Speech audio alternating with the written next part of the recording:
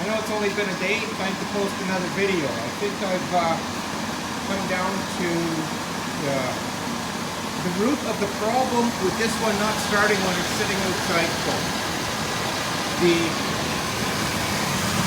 ECM right here wasn't the issue. Although the corrosion had gotten to the case and pushed the case open and moisture was getting inside, I've taken it apart, cleaned it, sealed it, put it back. That didn't solve the issue. Sitting outside yesterday, high humidity, it wouldn't go. So I'm going to grab some of my universal solvent here and have at it with a little water test, we'll call it. Let's see what happens. Oh my goodness. Instantaneous, found the problem. I think that should take care of it. As soon as that coil gets a little damp, it kills the spark.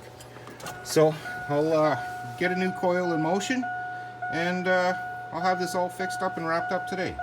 Thank goodness.